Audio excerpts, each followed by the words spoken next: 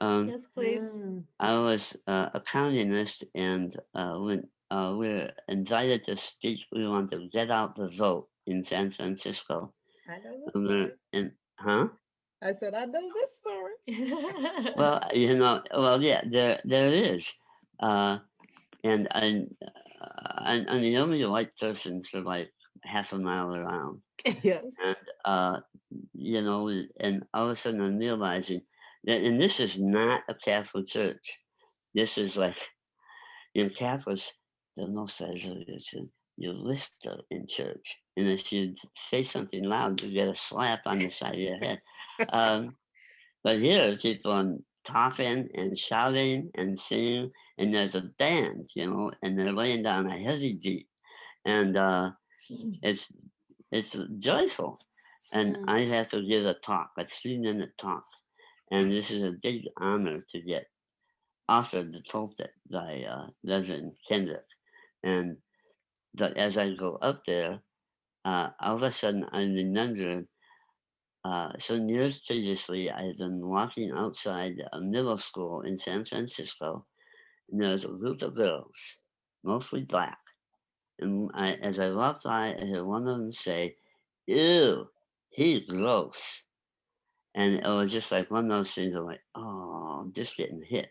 And Mm. and it was such like a perfect, ew, he's gross.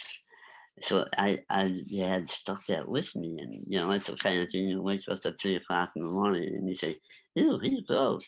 Mm. Um, and I realized as I was walking up to the pulpit that I was exposing the left side of my disfigured self to everybody at one, a couple hundred people, and it hit me, and then the reverend said, "Welcome to the house of the Lord," and I got up there, and I look out at this crowd, and it looks like a moving abstract painting because people Mm. are standing up and they're waving their hands and they're they're blessing me, Mm. and they're saying like all the things that you say, amen, tell it, brother, yeah, like Talk about it, all, David.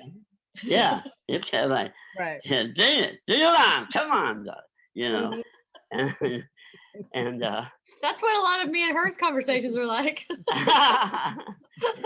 uh, Mm. and so and I had been trying to memorize what I was going to say, and all of a sudden I can't remember anything because I'm caught up in this, Mm. and these people are blessing me, and they're calling upon the spirits.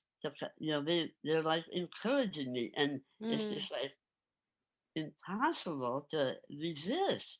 Hmm. And so and every time I say something, it's like, praise Jesus, and getting all this. And what happened was, as I go back and look at that story, I realized that was where I found God.